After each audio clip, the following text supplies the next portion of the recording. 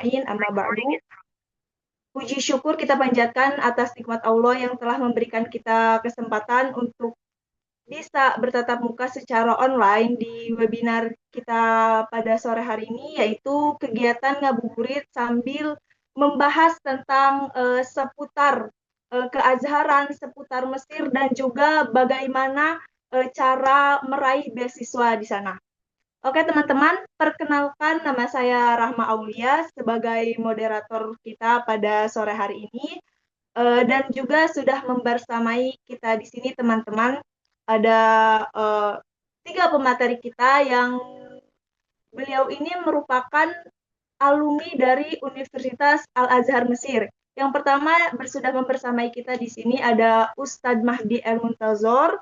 Beliau menyelesaikan pendidikan beliau dari SD sampai S1 beliau di Mesir, dan juga beliau ini mempunyai banyak sekali pengalaman teman-teman, yaitu diantaranya beliau ini pernah menjadi petugas haji Kementerian Agama pada tahun 2018.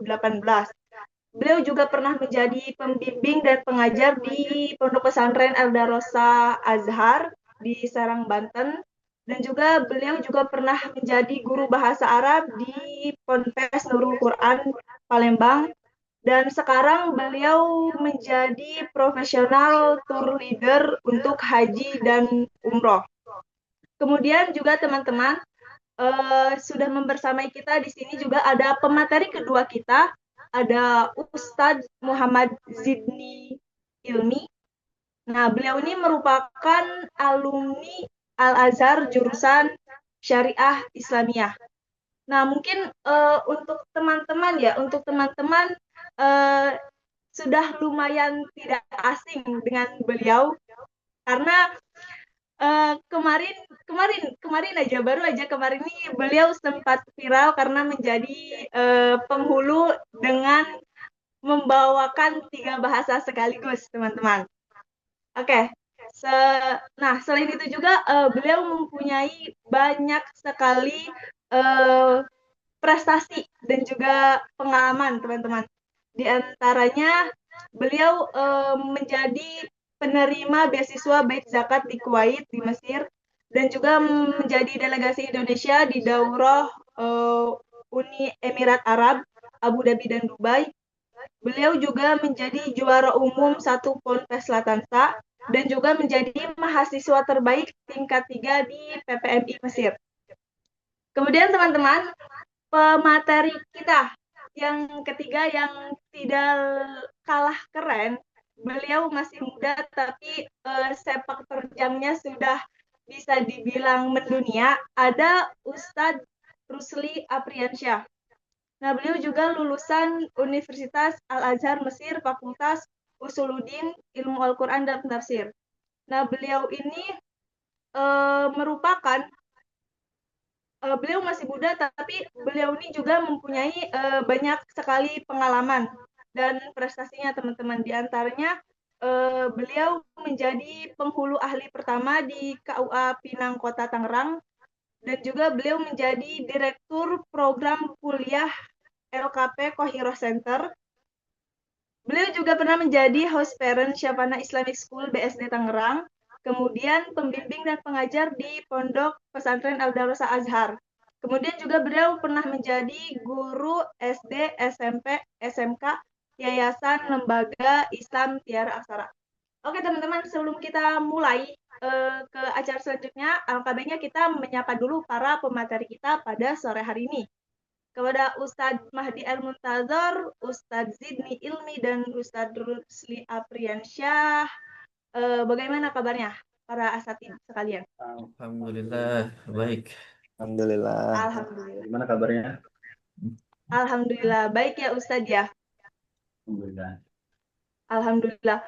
Mungkin Baik. setelah ini kita bisa langsung saja ya Ustadz, kita mulai materinya. Setelah itu kita dilanjutkan dengan acara sesi tanya jawab. Baik. Siap. Oke. Karena teman-teman di sini sudah lumayan banyak yang bergabung di Zoom kita pada sore hari ini, alangkah baiknya kita memulai acara webinar kita pada sore hari ini.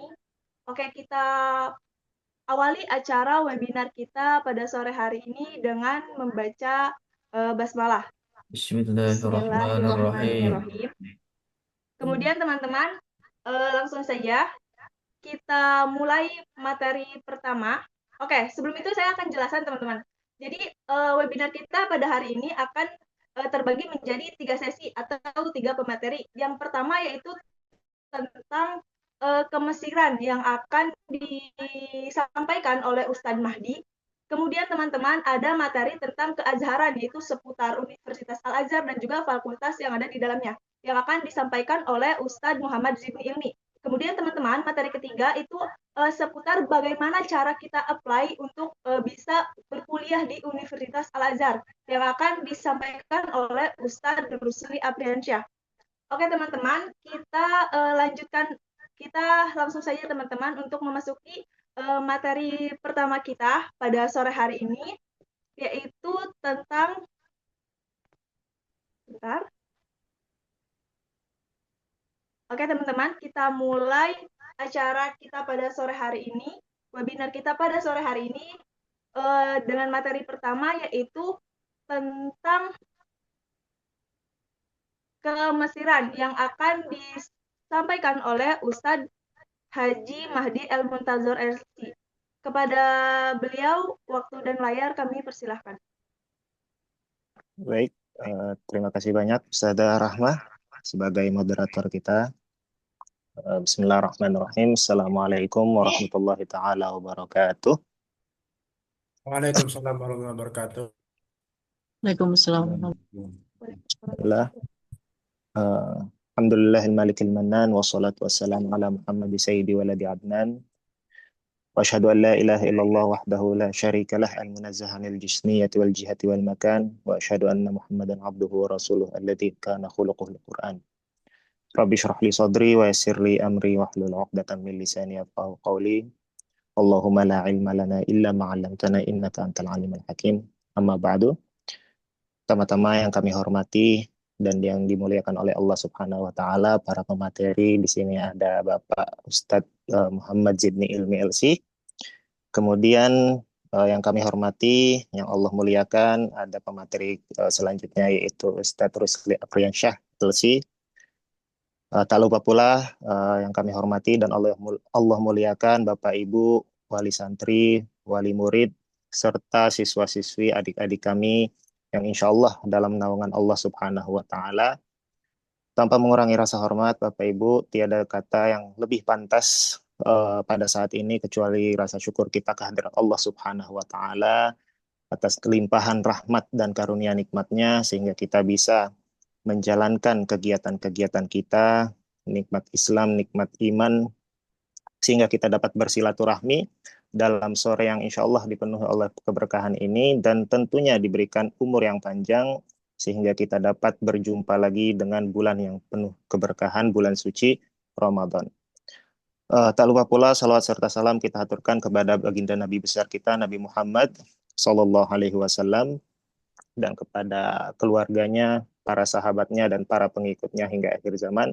Semoga kita kelak mendapatkan syafaat dari beliau. Amin amin ya rabbal alamin.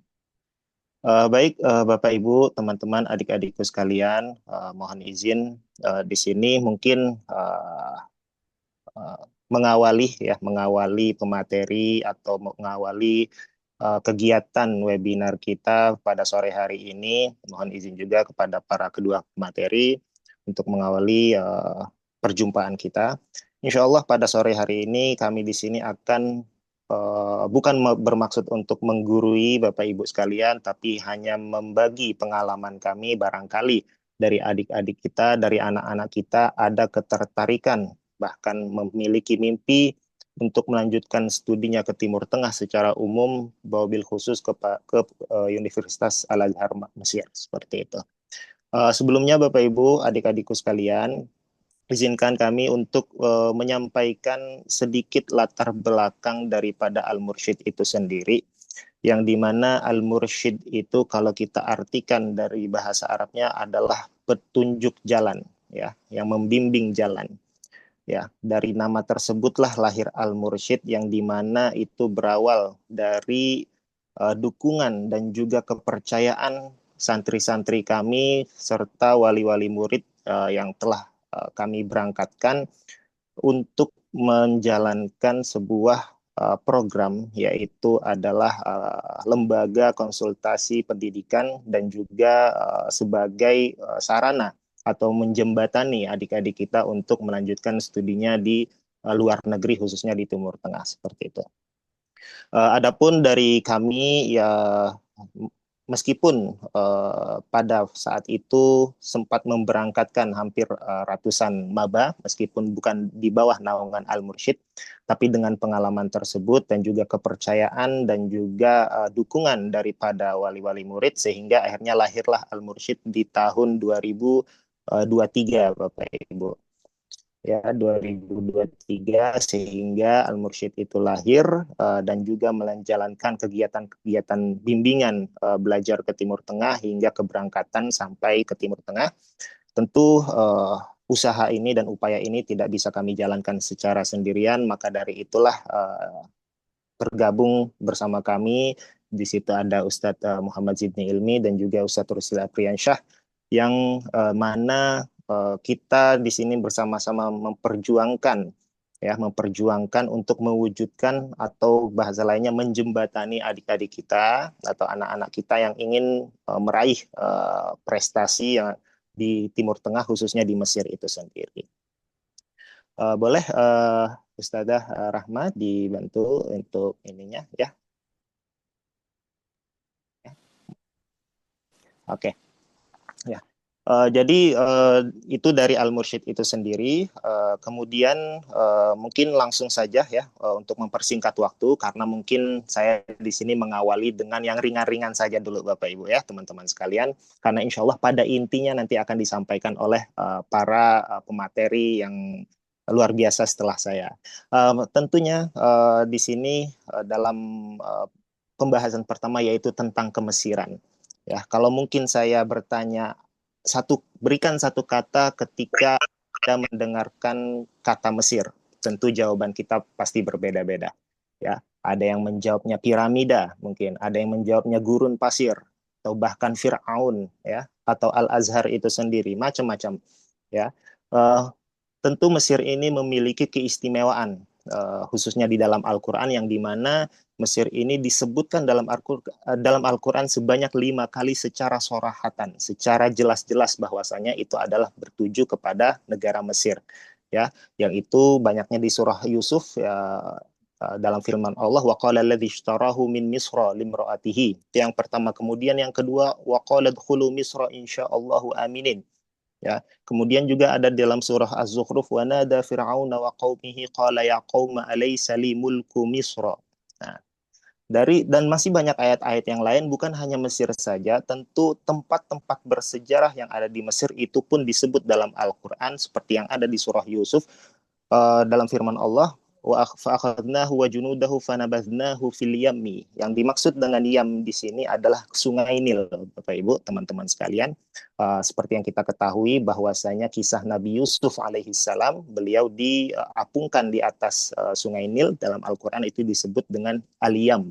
Seperti itu. Kemudian ada lagi dalam surah Al-Mu'minun wa syajaratun takhruju min turi sayna utan butu bidihni.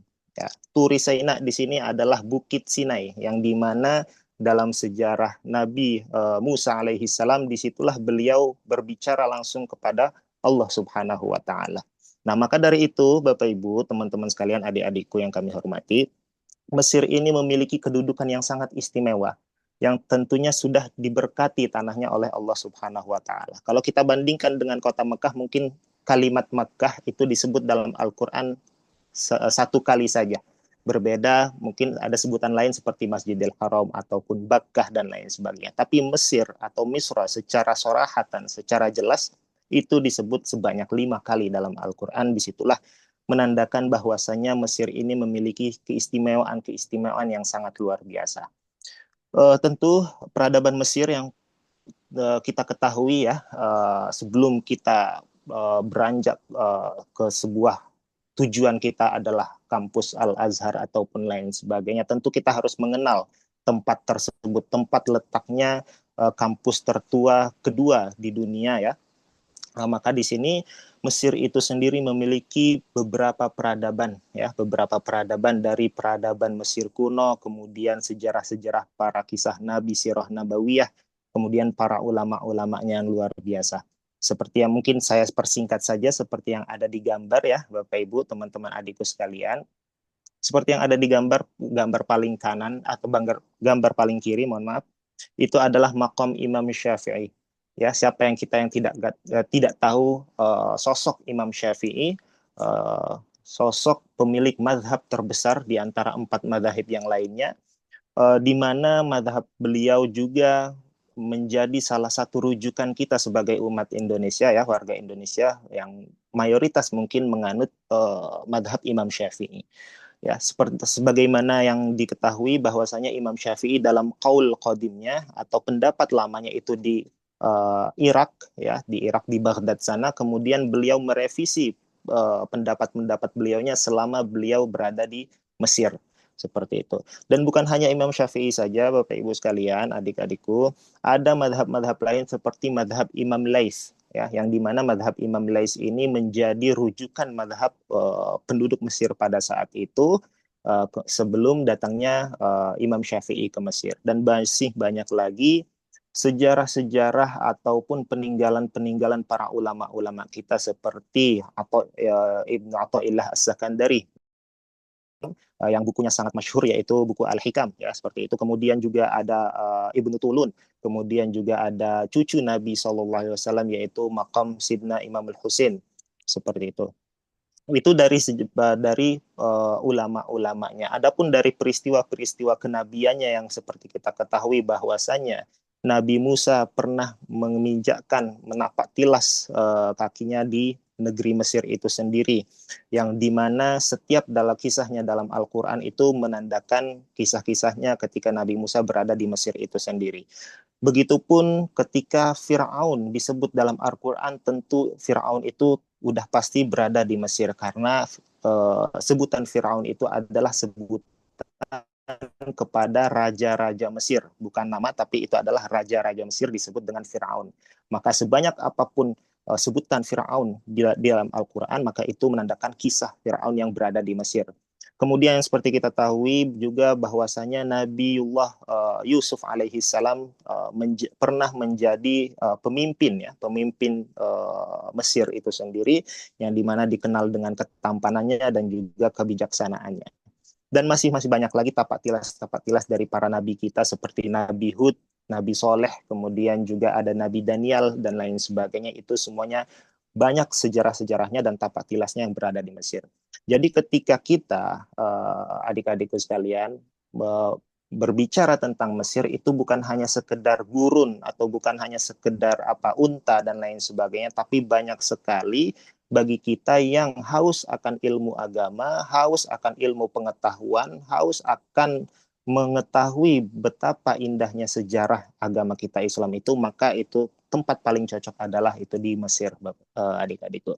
Kemudian beranjak ke gambar selanjutnya, di situ ada Amr bin al-As atau Masjid Amr bin al-As, yang dimana sahabat Amr bin al-As ini membangun masjid pertama ya, termasuk juga masjid tertua atau masjid pertama yang dibangun di tanah Mesir ketika beliau mendapatkan mandat daripada khalifah yaitu Khalifah Umar bin Al-Khattab. Maka Sayyidina Amr bin al-As itu wali pertama terhadap negara Mesir. Sehingga Mesir juga setelah dilalui dengan beberapa gejolak dan lain sebagainya, melalui dengan beberapa dinasti-dinasti, diantaranya dinasti Fatimiyah, kemudian juga dinasti Mamluk ya, kerajaan-kerajaan, sehingga akhirnya menjadi sebuah negara republik pada saat ini seperti itu. Banyak sekali sejarah yang bisa kita kulik tentunya, khususnya bagi sejarawan-sejarawan Islam ya, dari para imamnya, para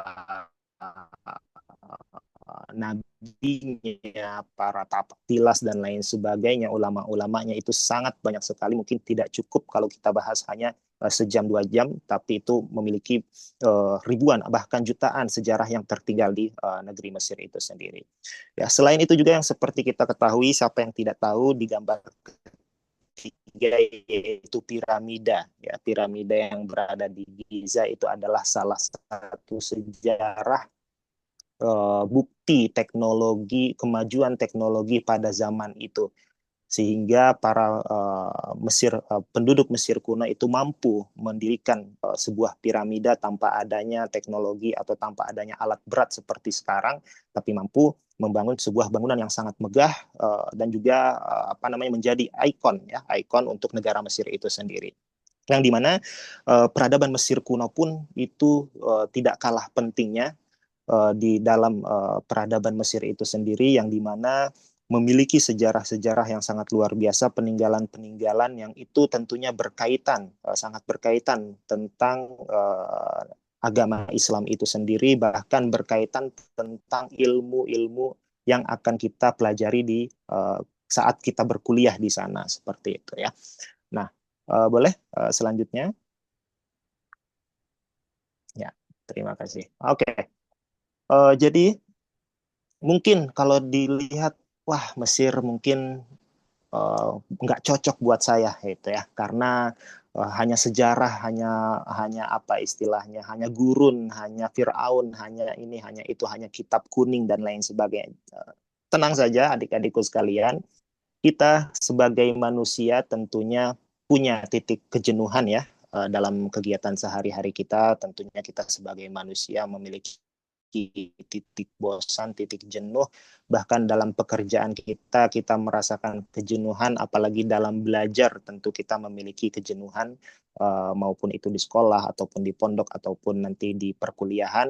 Maka selain peradaban-peradaban sejarah di Mesir, Mesir juga memiliki peradaban modern, ya, peradaban modern, di mana juga ini menjadi salah satu destinasi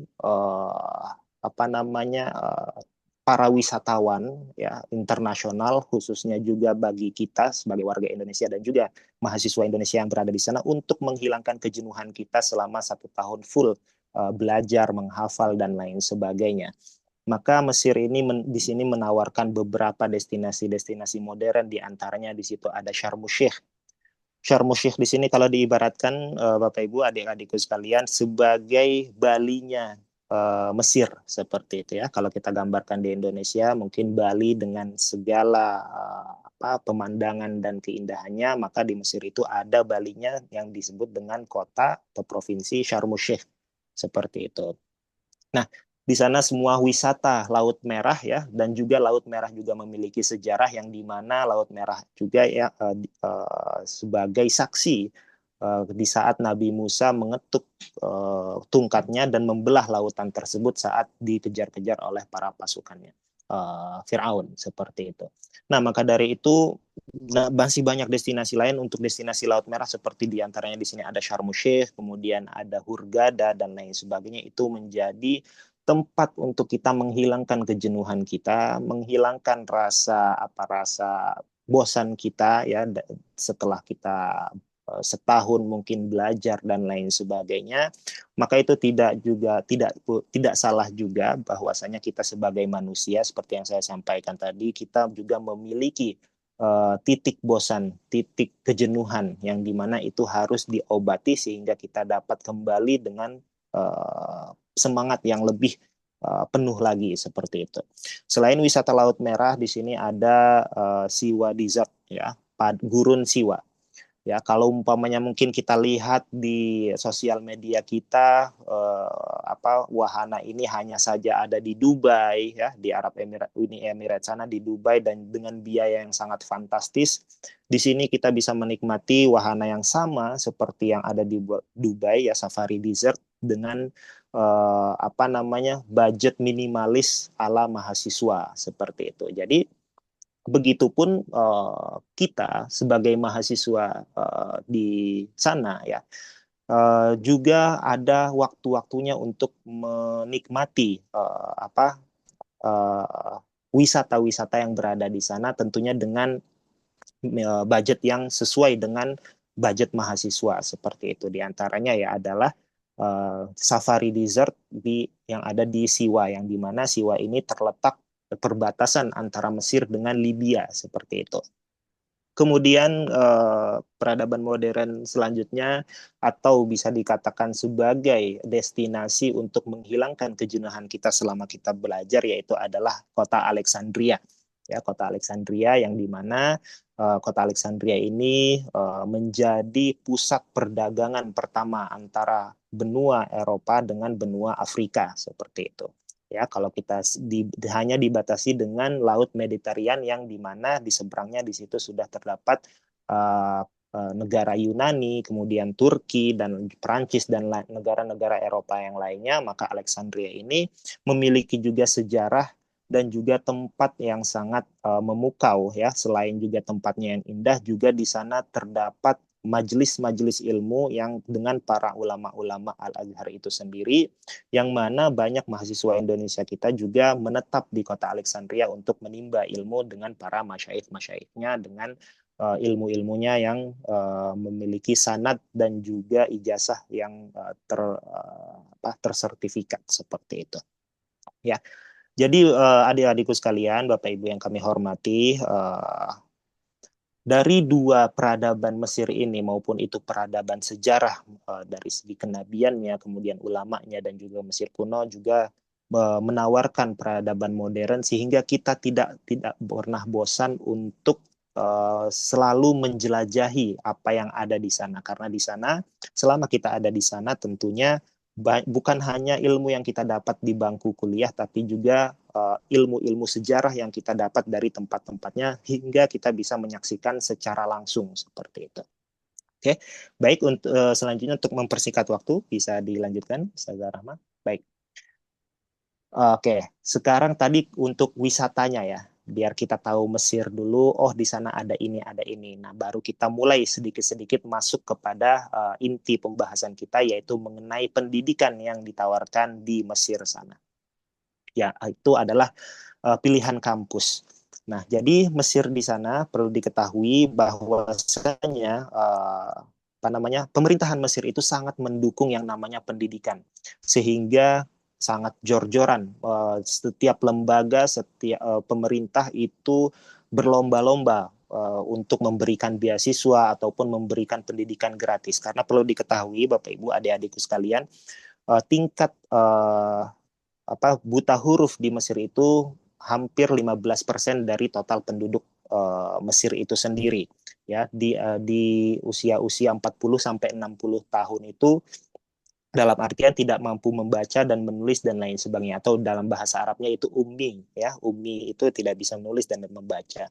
Maka dari itu pemerintahan Mesir itu sangat menjunjung tinggi pendidikan, sehingga kampus-kampus yang berada di Mesir itu bisa dikategorikan sebagai kampus yang bisa relatif murah dan bahkan gratis.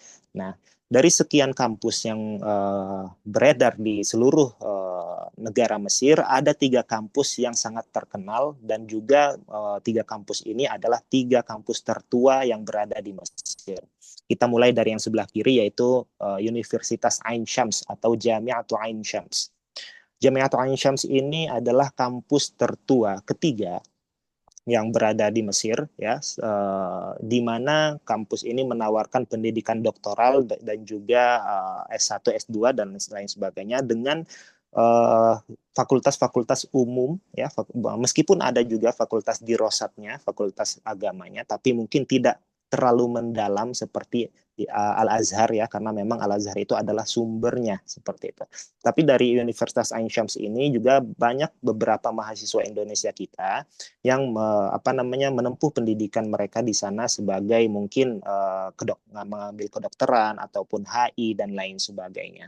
Ya, karena memang Fakultas Ain Shams ini sangat bergengsi dan dia diakui secara internasional. Begitupun yang kedua adalah kampus Universitas Kairo atau Cairo University. yang dimana juga sama seperti kampus Ain Syams, dia menawarkan program doktoral dan lain sebagainya untuk jurusan-jurusan dan fakultas-fakultas umum seperti kedokteran, ekonomi, kemudian perdagangan, hukum internasional dan lain sebagainya, ya, dokter gigi, intinya seluruh jurusan-jurusan umum terfokus kepada dua kampus tersebut, yang dimana ada beberapa juga mahasiswa kita yang berasal dari Indonesia juga menempuh pendidikannya di dua kampus tersebut. Untuk bayangan saja, untuk biaya kampus ya seperti yang saya sampaikan di awal tadi bahwasanya pemerintah Mesir itu sangat mendukung untuk pendidikan sehingga dia meminimalisir biaya pendidikan yang ada di Mesir. Untuk perbandingan saja Bapak Ibu adik-adikku sekalian, untuk memasuki fakultas kedokteran ya mungkin kalau kita bicara di Indonesia ya, di Indonesia mungkin hampir 200 sampai 300 juta itu untuk pendaftaran di awal ya, mungkin bisa dikoreksi kalau saya ada sedikit keliru ya. Sekitar segitu itu pun belum tentu diterima. Tapi kalau kita bicara fakultas kedokteran di dua universitas Ain Syams dan juga Cairo University ini dengan cukup biaya 60 juta ya atau bahkan sampai 80 juta, di bawah 100 juta itu sudah bisa kita diterima sebagai mahasiswa sana, dan itu sudah termasuk tiket keberangkatan kita dari Indonesia menuju ke Mesir sana, seperti itu, dengan biaya di bawah 100 juta. Dalam artian pemerintahan Mesir atau yang disebut di sana dengan Wizaratut Tarbiyat wa Ta'lim atau Kementerian Budaya dan Agama itu sangat memerhatikan pendidikan sehingga tidak memberatkan dari segi biaya kepada orang-orang maupun itu penduduk lokalnya ataupun pendatang yang ingin menimba ilmu di sana, seperti itu. Nah, kemudian untuk kampus selanjutnya yaitu Universitas Al-Azhar Kairo. Ya, ini adalah inti dari pembahasan kita nantinya ya, bahwasanya Al-Azhar Kairo ini menjadi kampus tertua yang berada di Mesir dan juga kampus tertua kedua di dunia setelah kampus yang berada di Maroko ya. Nah, di mana kampus Al-Azhar itu sendiri menjadi kampus atau incaran seluruh masyarakat atau seluruh mahasiswa Islam seluruh dunia, khususnya bagi mahasiswa Indonesia itu sendiri.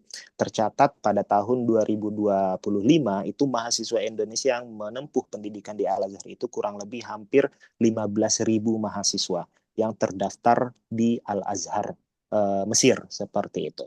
Nah, maka dari itu Al-Azhar sendiri itu membuka seluas-luasnya bagi pecinta ilmu, bagi orang yang memiliki keinginan, bagi orang yang ingin memperdalam ilmu agama dari sumbernya. Kalau dikatakan Ka'bah itu adalah kiblatnya sholat, maka Al-Azhar itu adalah kiblatnya ilmu. Seperti itu ya. Karena tidak dipungkiri juga bahwasanya dosen-dosen yang berada di Timur Tengah seperti di Libya, di Sudan, bahkan di Turki, itu biasanya dosen-dosennya lulusan dari Al-Azhar dan juga kurikulumnya bahkan buku-bukunya mengambil referensi-referensi dari Al-Azhar itu sendiri. Maka dari itu Al-Azhar ini menjadi kiblatnya ilmu bagi pecinta ilmu dari seluruh penjuru dunia, khususnya bagi mahasiswa kita yang berasal dari Indonesia itu sendiri. Nah, adapun untuk lebih detailnya, insya Allah nanti akan disambung di sesi kedua, yaitu dengan keazharan. Mungkin terakhir sebelum saya akhiri sesi yang pertama mengenai estimasi biaya hidup ya, mengenai estimasi biaya hidup antara di Indonesia ataupun di Mesir sebagai mahasiswa Indonesia yang berada di sana atau mahasiswa rantau lah bisa kita sebut ya. Bisa Bapak Ibu adik-adik sekalian lihat di layarnya masing-masing. Bahkan ini di Jakarta dengan biaya kosan ya, tempat tinggal 1.200.000 itu sudah paling minim ya. Mungkin sangat sulit untuk dicari, tapi kita di sini mempres harga seminimalis mungkin. Mungkin di Jakarta bisa jadi sampai 1,5 sampai 2 juta itu udah paling murah, seperti itu ya. Tapi di Mesir dengan kosan atau rumah ya, kontrakan, bisa dikatakan kontrakan, itu cukup dengan 350 sampai 500 ribu per bulan. ya udah termasuk tempat tinggal, air, listrik, dan bahkan wifi internet seperti itu ya. Jadi kalau kita kalkulasikan ya untuk rinciannya bisa Bapak Ibu adik-adik sekalian bisa lihat secara langsung. Adapun untuk totalnya ya, totalnya dalam 1 bulan itu dengan biaya 1.500.000 dengan kurs rupiah ya, itu sangat cukup untuk menghidupkan kita sebagai mahasiswa. Ya meskipun apa namanya biaya itu relatif ya, tergantung dengan gaya hidup kita secara individu, tapi kalau dipukul rata dengan biaya 1.500.000 itu bisa dikatakan sangat-sangat cukup untuk bisa hidup dalam 1 bulan dengan makan, tempat tinggal, dan lain sebagainya, ongkos, dan lain sebagainya. Sedangkan di Indonesia, mungkin atau di kota-kota besar, ya itu dengan estimasi biaya sekitar 3.400.000 atau mungkin lebih atau mungkin kurang tergantung dengan kotanya dan juga kebutuhannya seperti itu. Tapi pada intinya kalau kita bandingkan hampir setengahnya untuk biaya hidup kita selama 1 bulan itu di sana itu sangat-sangat terjangkau sekali bagi kita. Maka tidak heran bahwasanya banyak sekali apa namanya mahasiswa-mahasiswa kita yang di sana meskipun ya mohon maaf dari segi ekonomi yang mungkin bisa dikatakan kurang, tapi di sana bisa bertahan hidup bahkan sambil belajar dan lain sebagainya meraih cita-citanya seperti itu. Jadi Al-Azhar itu sendiri tidak memandang siapa yang mampu, siapa yang tidak mampu. Intinya selama ia punya tekad untuk belajar, punya niat untuk belajar menimba ilmu, insya Allah Al-Azhar itu sangat terbuka. Seperti itu. Ya, mungkin sekian gambaran dari tentang kemesiran secara umum. Adapun untuk selanjutnya mungkin bisa dilanjutkan dari sesi keazharan dan juga teknis kita bagaimana untuk ritme pendaftaran sehingga kita sampai di Mesir sana. Insya Allah nanti akan disampaikan langsung oleh dua narasumber kita. Kurang lebihnya saya mohon maaf. Billahi taufiq wal hidayah. Mungkin sekian dari kami. Assalamualaikum warahmatullahi wabarakatuh. Waalaikumsalam warahmatullahi Waalaikumsalam wabarakatuh. warahmatullahi wabarakatuh.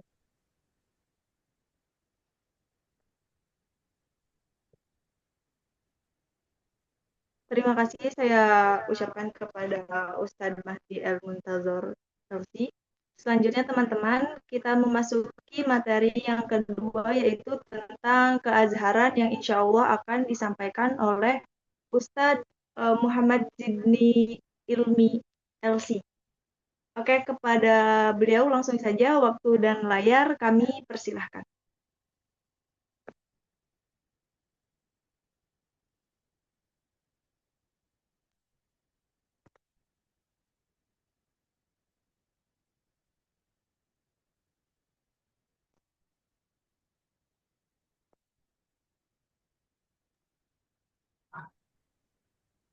Bismillahirrahmanirrahim.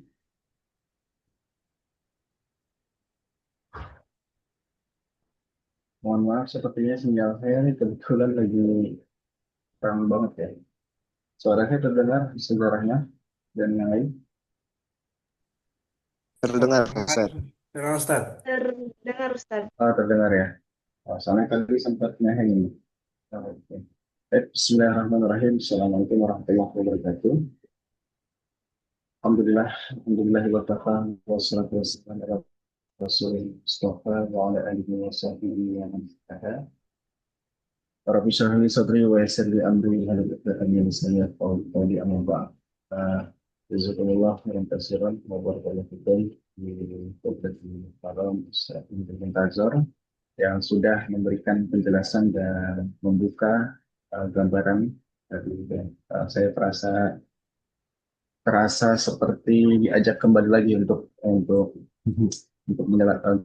menjelajahi Mesir ya, khususnya dengan penyampaian yang beliau sampaikan. Mudah-mudahan kita semua ataupun mungkin anak-anak kita, saudara-saudara kita yang memang memiliki niatan untuk melanjutkan pendidikan ke Mesir, dapat Allah mudahkan dan dapat Allah kabulkan untuk dapat menuntut ilmu di Mesir sebagai ardul final. Dan juga tentunya yang terhormat para pemateri narasumber lainnya, Ibu Ustazah moderator, Bapak Ibu wali santri, dan juga seluruh peserta. Mungkin ada teman-teman yang ingin melanjutkan kuliahnya di Mesir atau di Timur Tengah. Eh, Alhamdulillah tadi sudah masuk sesi yang pertama. Saya mau mengonfirmasi kembali suara saya sekarang apakah cukup jelas untuk saat ini, Ustaz? Karena tadi agak Terdengar, Ustaz. masih kecil. Oke, masih tapi agak masih kecil, tapi insya Allah terdengar ya. Baik, sekarang kita berada pada sesi kedua. Kita bertanya kenapa harus Al-Azhar gitu. Kenapa harus jauh-jauh ke Mesir yang ribuan kilometer dari Indonesia untuk sekedar melanjutkan kuliah. Pertanyaan ini kan kita berangkat tadi dari beberapa hal yang disampaikan oleh Ustaz Mahdi, betapa luar biasanya peradaban yang Mesir, bahkan sering kita sebut di sana sebagai dunia, ya. Mesir ini dunia sebagai ibunya peradaban dunia, karena di sana lahir banyak peradaban, baik yang bahkan sampai modern pun Mesir tidak henti untuk menciptakan peradaban-peradaban yang mewarnai dunia keilmuan. Nah, untuk Al-Azhar sendiri, mengapa harus Al-Azhar? Yang pertama adalah banyaknya majelis talaki dan juga sanad. Karena di Al-Azhar ini tidak hanya sistem pendidikan atau tidak hanya perkuliahan itu kita dapatkan di kampus-kampus, melainkan banyak sekali para masyayikh Al-Azhar, para guru-guru besar di Al-Azhar itu yang memiliki ruwak-ruwak ya, memiliki majelis keilmuan, memiliki majelis ilmu, memiliki tempat untuk belajar di sekitaran Masjid Al-Azhar dan juga di sekitar wilayah Darosah. Kalau yang mungkin sudah tahu, itu di sekitaran wilayah kampus Al-Azhar yang ada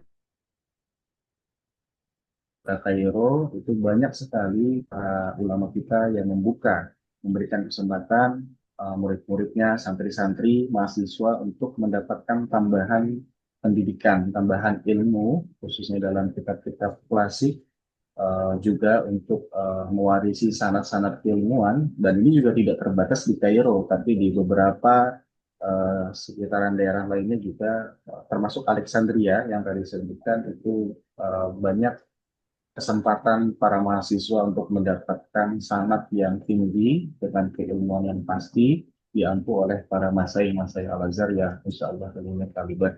Kemudian yang kedua, kenapa harus Al-Azhar? Karena diantaranya Al-Azhar adalah universitas yang diantara universitas Islam yang tertua di dunia ya. Yang sebentar lagi Al-Azhar ini akan ulang tahun di 7 Ramadan. Setiap 7 Ramadan itu kita memperingati eh, apa, Fondasi Al-Azhar yang waktu itu sekitar tahun 361 Hijriah atau sekitar 972 Masehi, berarti umurnya sudah di atas ribuan tahun Al-Azhar, dengan keilmuan, dengan masa perjalanan panjang Al-Azhar dari yang berawal pada zaman dinasti Fatimiyah pada tahun 970 Masehi, awal mulai cikal bakal Al-Azhar didirikan, yang awalnya itu proses pembelajaran dilakukan di pelataran masjid hingga sampai sekarang berkembang menjadi sebuah universitas yang bahkan diminati dan memiliki eh, mahasiswa dari berbagai macam negara. Bisa kita katakan mungkin dari sekitar puluhan negara, dari Indonesia, Malaysia, Cina, Rusia, dan lain sebagainya, itu mengirimkan mahasiswa-mahasiswanya untuk menuntut ilmu di Universitas Al-Azhar Mesir. Nah, hal ini juga menjadi bagian dari latar belakang mengapa kami Al-Mursyid juga ingin membantu untuk menjembatani teman-teman calon mahasiswa atau ibu-ibu wali santri, para asatidz, ya, guru-guru, untuk memberikan informasi secara mungkin lebih lengkap, ya, termasuk dalam hal membantu berkaitan dengan pengurusan pemberkasan dan lain sebagainya untuk dapat menjadi bagian dari sejarah Universitas Al-Azhar.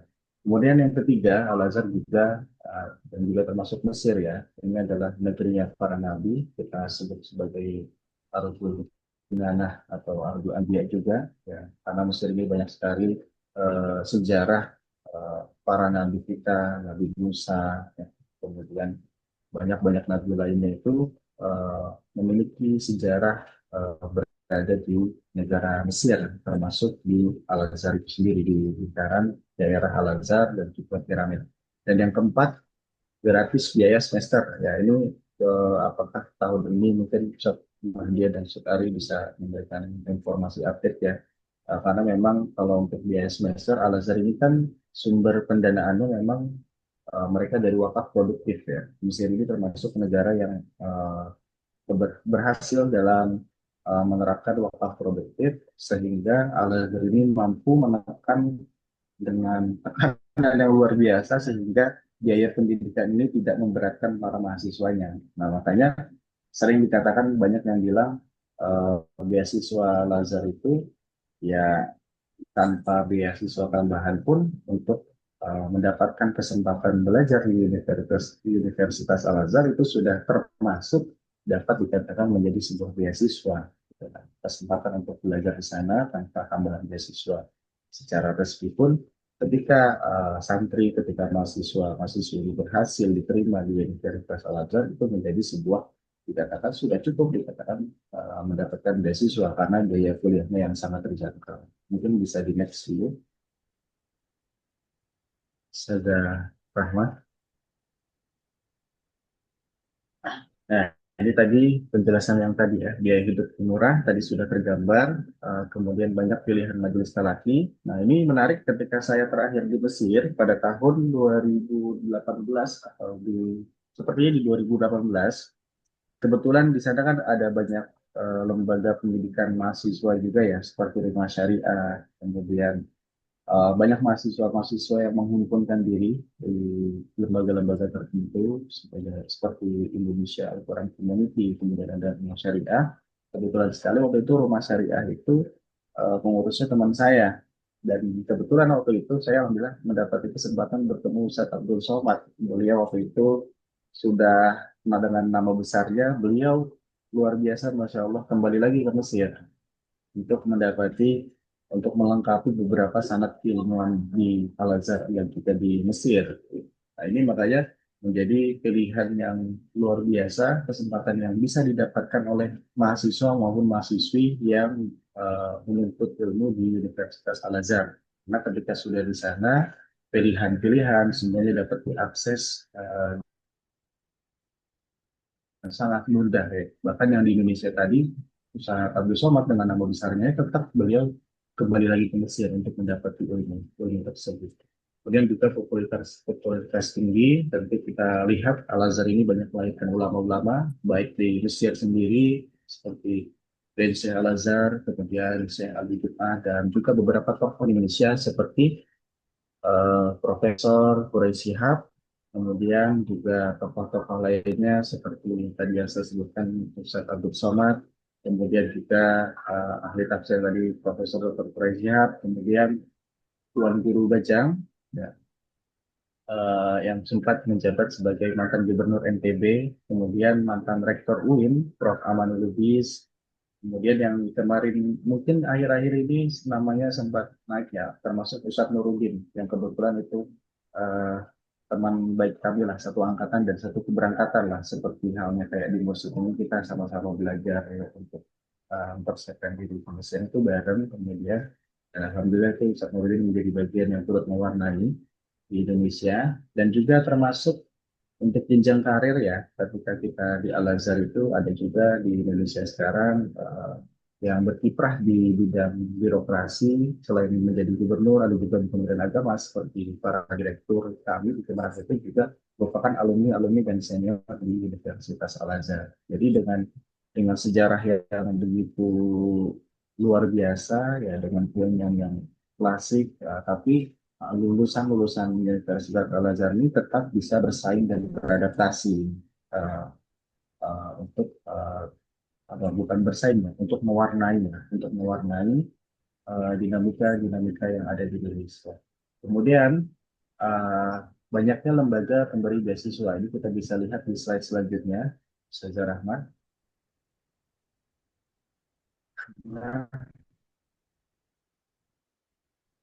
mungkin di antara informasi yang ingin didapatkan peserta Bapak Ibu nih, karena kalau sudah mendengar beasiswa kan rasanya seperti sangat sangat menarik ya, ketika kita bisa memberikan informasi atau anak kita bisa mendapatkan beasiswa, apalagi ke Mesir itu menjadi hal yang luar biasa. Nah, untuk Bapak Ibu dan teman-teman, sebagai gambaran bahwa beasiswa yang disediakan atau yang tersedia di Mesir, khususnya Universitas Al-Azhar ini tersedia begitu banyak. Ada dua kategori beasiswa yang tersedianya di Mesir, ya artinya dia didapatkan ketika kita sudah resmi terdaftar dan memiliki uh, nilai akademik, ya, memiliki uh, nilai ujian itu tersedianya hanya di Mesir. Artinya ketika kita sudah berada di sana. Ada juga beasiswa yang memang sudah bisa didapatkan bahkan ketika teman-teman ini masih berstatus sebagai calon mahasiswa. Nah, diantaranya yang bisa didapatkan dari Indonesia itu adalah beasiswa Kementerian Agama. Di sini ada di next selanjutnya atau ada slide-nya ini saja atau ada selanjutnya saja? Kalau oh berarti back ya. Udah. Ya nanti diantaranya adalah beasiswa Kementerian Agama. Sebagai gambaran ini biasanya dari dulu jatahnya atau alokasinya 20, hanya 20 ya. Termasuk waktu itu Ustadz Ari termasuk 20 besar. Kalau saya waktu itu belum sampai 20 besar ya, kayak biasa. Ini 20 besar ini bisa mendapatkan beasiswa dari Al-Azhar yang nanti terintegrasi dengan beasiswa Universitas Al-Azhar yang akan ditempatkan di Madinatul Bu'us, asrama resmi Universitas Al-Azhar di Al-Azhar Madinatul Bu'us. Itu terintegrasi beasiswa dari Al-Azhar dan juga beasiswa dari kedutaan Mesir ya, dari Al-Azhar yang memang melalui kedutaan Mesir. Ini kalau tidak salah jumlahnya masih 20 ya, mohon dikoreksi kalau misalkan ada perubahan. Termasuk ada perkembangan-perkembangan baru beasiswanya tuh dari Nahdlatul Ulama juga mendapatkan alokasi, kemudian jadi gontor, ya jadi termasuk Basnas mungkin kader-kadernya ini sudah bisa mendapatkan beasiswa sejak dari Indonesia. Kemudian ketika kita dari Indonesia nih belum mendapatkan beasiswa, kita ingin mencari atau ingin mendapatkan beasiswanya ketika sudah berada di Mesir. Karena selisihnya kan nggak jauh ya, beasiswa itu mungkin nanti Ustadz Mahdi dan Ustadz Ari bisa memberikan gambaran ya bagi para penerima beasiswa ini ada kendala dan cerita-ceritanya itu seperti apa sih gitu. Mereka yang berangkat menggunakan beasiswa karena berdasarkan cerita ini ada catatan-catatan khusus ya berkaitan dengan waktu keberangkatan dan proses pengurusan visa dan lain sebagainya. Nah, ketika di sana kebetulan saya juga waktu itu alhamdulillah mendapatkan kesempatan untuk mendapatkan beasiswa dari Bait Zakat Kuwait. Tapi adanya di Mesir bukan dari Kuwait ya. Jadi Kuwait punya lembaga seperti Basnasnya yang ada di Mesir dan itu memberikan beasiswa kepada mahasiswa di Indonesia dan juga negara lain yang menuntut ilmu di Universitas Al-Azhar. Waktu itu saya dapat dari Zakat Kuwait dan juga ada beasiswa lainnya dari WAMI, kemudian BKM ini Indonesia ya lokal ya. Kemudian Majelis A'la Setara Al-Hidayah termasuk dia beasiswa penyediaan asrama, juga WAMI, dan karena tadi slide cuma satu ya. Dan ada beberapa beasiswa lainnya yang seperti disediakan oleh pemerintah provinsi atau pemerintah daerah asal atau pesantren-pesantren asal dari mahasiswa atau santri tersebut. Jadi untuk beasiswa ini insya Allah sangat banyak tersedia, banyak pilihannya dan semua ini insya Allah bisa diupayakan. Nah, nanti mungkin secara teknisnya bisa dibahas lebih lanjut dalam sesi tanya jawab. Mungkin bisa next, bisa ada. Ya, kalau pilihan fakultasnya di Universitas Al-Azhar ini eh, setidaknya ada fakultas syariah dan usuluddin yang menjadi cukup favorit ya. Syariah, saya juga syariah, Ustadz Mahdi syariah, Ari usuluddin kalau nggak salah ya. So, Ustadz Ari, Ya, Ustadz Suluddin. Ari sepertinya usuluddin.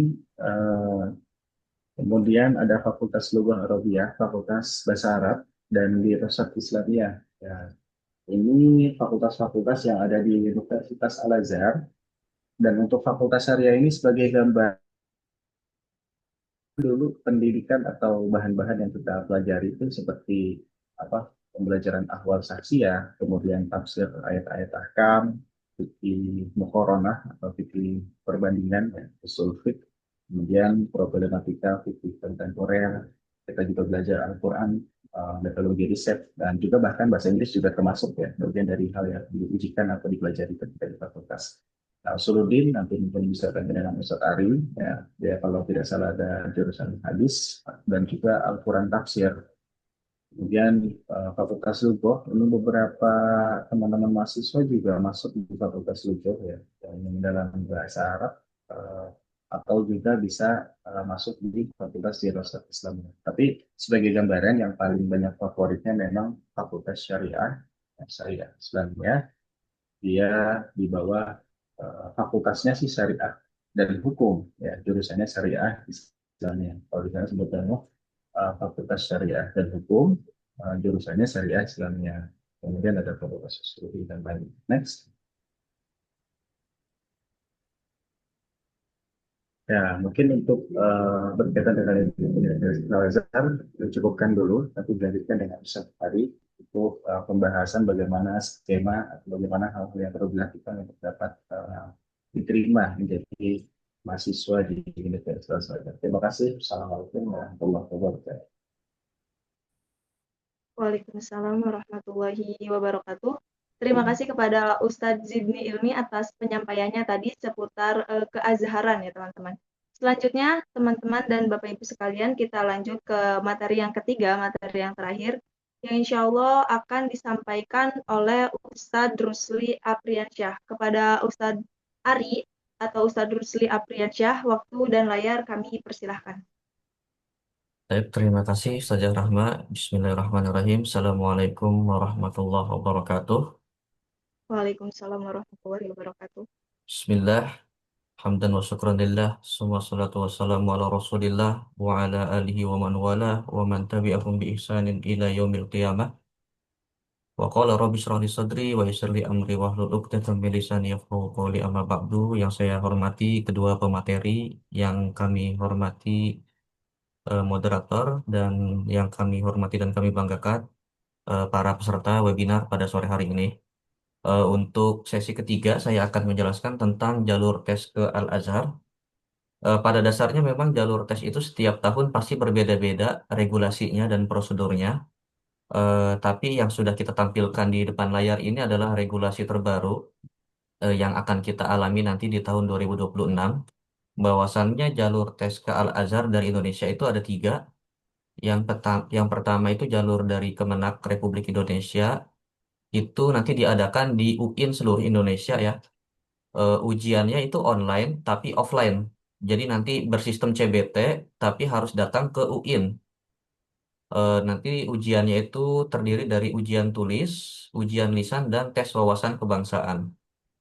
Nah, ada plus dan minus atau resiko yang diikuti apabila mengikuti Kemenak RI. Plusnya adalah eh, lokasi tesnya terjangkau, bisa kita datangi UIN terdekat dari daerah kita.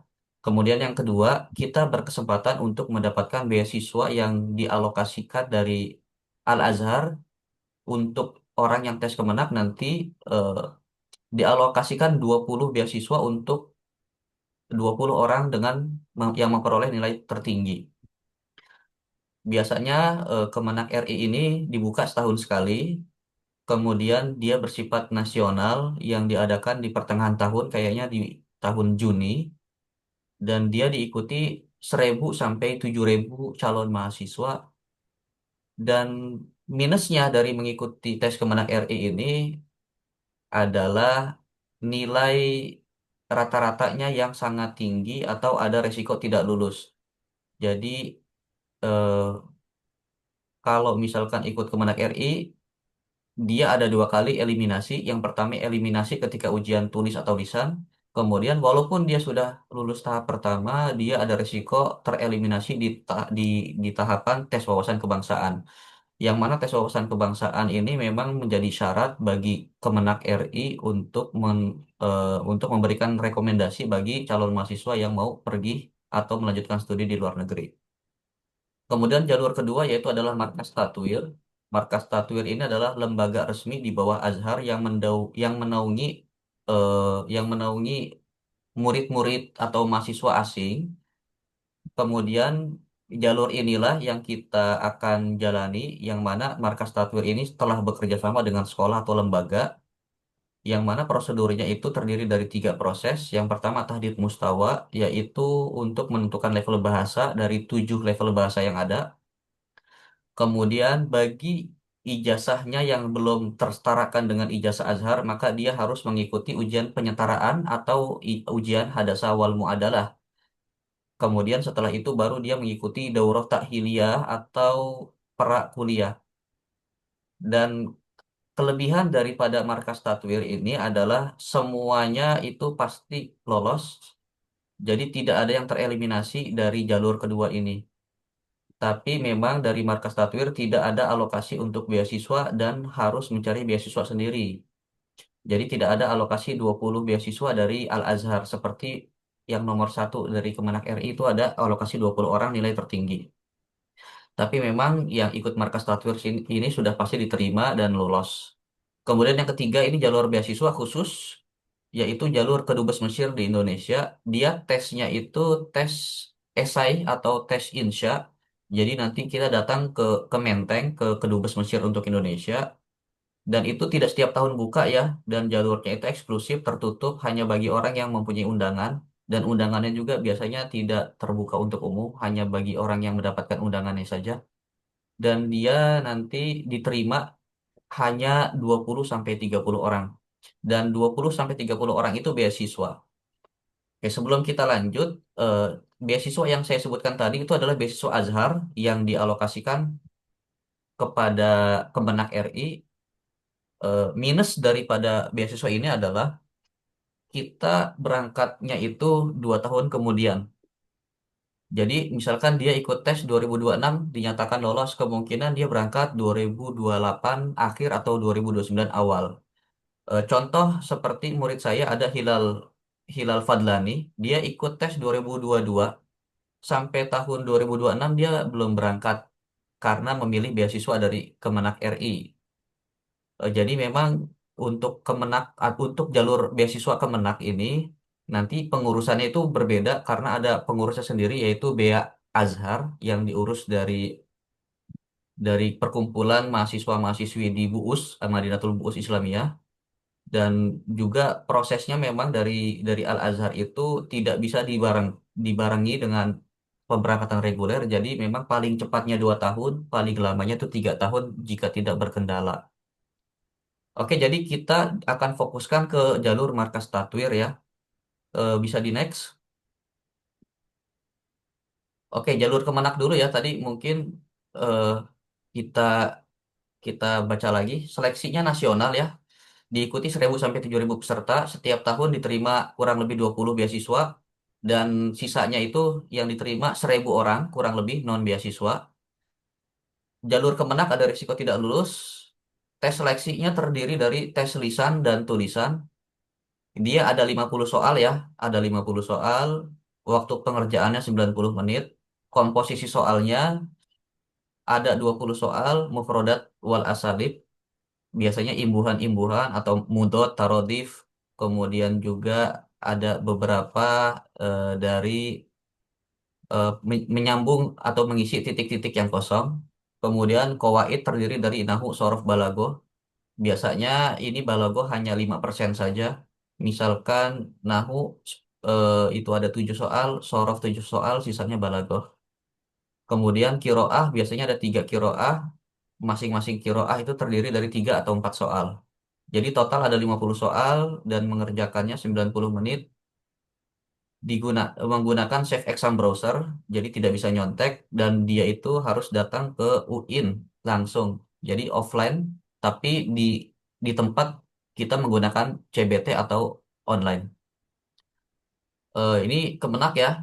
Kemudian setelah lolos, dinyatakan lolos tahap pertama, setelah ujian tulis ada ujian lisan, biasanya perkenalan dan juga pertanyaan-pertanyaan random seperti tolong deskripsikan apa yang ada di kamar kamu atau sebutkan barang-barang yang ada di belakang kamu dan lain sebagainya. dan ada juga sebagian mungkin qawaid seperti uzkur munada bil mudhaf, uzkur anwa al munada, kam anwa al munada khamsah, uzkur hati misalan min kullin, seperti itu. Jadi ada nahunya juga. Tapi memang sangat-sangat random karena ujian lisan itu kan subjektif tergantung penguji ya. Kemudian setelah lulus tulisan dan lisan, dia harus melewati namanya TWK atau tes wawasan kebangsaan, yang mengharuskan seorang calon mahasiswa itu setia kepada NKRI dan juga tidak anti terhadap ideologi negara ya. Intinya seperti itu.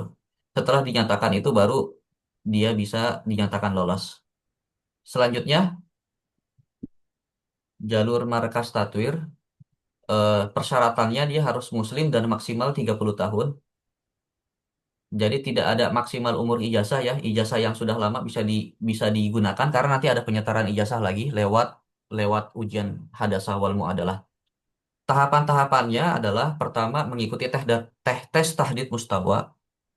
Tes tahdid mustawa itu adalah penentuan kelas bahasa yang wajib diikuti oleh calon mahasiswa baru yang mau melanjutkan ke Universitas Al-Azhar, yang terdiri dari 7 level. Kemudian bagi yang ijazahnya tidak tersetarakan dengan Al-Azhar atau yang ijazahnya tidak muadalah, maka dia harus mengikuti ujian penyetaraan ijazah atau hadasah wal muadalah. Setelah dia mengikuti ujian hadasah wal muadalah, kemudian dia mengikuti daurah takhiliyah, yaitu adalah kelas pra kuliah yang wajib diikuti juga, sehingga setelah dia ikut daurah takhiliyah dia akan mendapatkan isol tansik sebagai syarat untuk melanjutkan kuliah ke Universitas Al-Azhar. Selanjutnya pemberkasan. Lebih lengkapnya mungkin bisa di slide selanjutnya.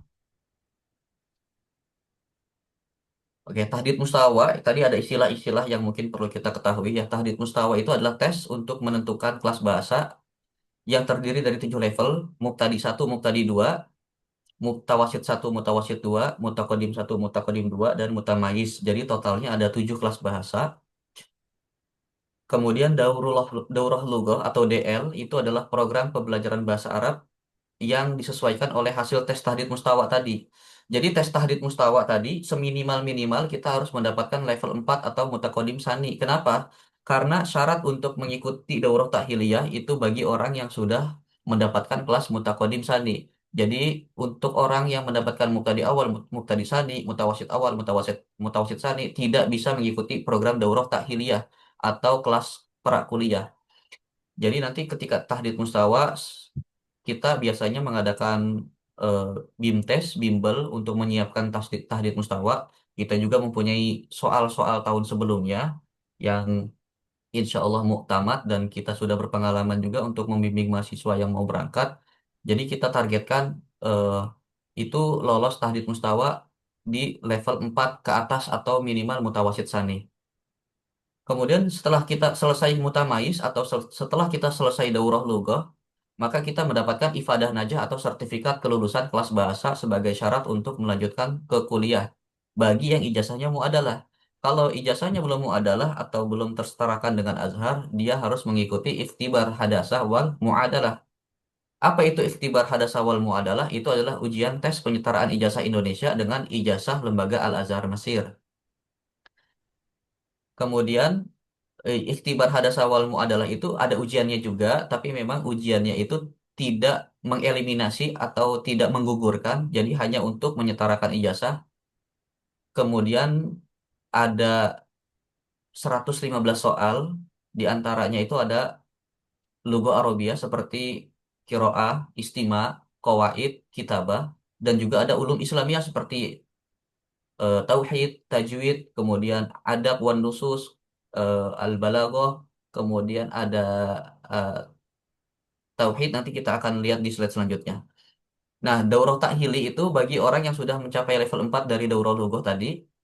Daurah takhili merupakan program prakuliah yang wajib diikuti oleh calon mahasiswa Universitas Al-Azhar. Ini daurah takhili ini ketika kita setelah selesai akan mendapatkan isol tansik, yang mana isol tansik ini kita gunakan untuk mendaftarkan ke fakultas di Al-Azhar nanti. Selanjutnya,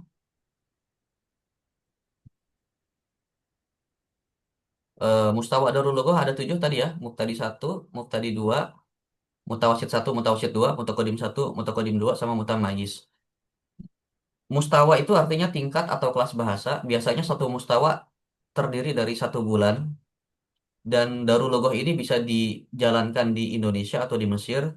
Kalau di Indonesia itu ada biayanya berbayar online sekitar $100 atau 1.600.000. Adapun Darul Lugah di Mesir itu gratis. Eh, Biasanya sih kita mengarahkan untuk Darul Lugah di Mesir karena untuk penyesuaian bahasa dan lingkungan juga, sekaligus supaya mereka tidak mepet ke dalam ujian termin pertama yang akan diadakan di bulan Januari. Nah, setelah Mutawasid 2 atau Mutawasid Sani atau level keempat, peserta berhak mengikuti program Daurah Takhiliyah atau program pra kelas kuliah tadi. Kemudian setelah selesai Daurul Lugah tingkat Mutamaiz, peserta mendapatkan ifadah najah atau sertifikat kelulusan kelas bahasa sebagai syarat untuk pendaftaran ulang di Universitas Al-Azhar. Nah, jadi awalnya kan ada tahdid mustawa untuk ke Al-Azhar melalui markas tatwir. Tahapan pertama yang kita ikuti adalah ujian tahdid mustawa, yang mana tahdid mustawa untuk menentukan kelas bahasa ini. Semakin tinggi kelasnya, semakin cepat kita untuk kuliah. Dan tahdid mustawa ini terdiri dari 50 soal dan 60 menit. Soal-soalnya adalah kiroah, kitabah, istima, dan kitabah ya. Selanjutnya,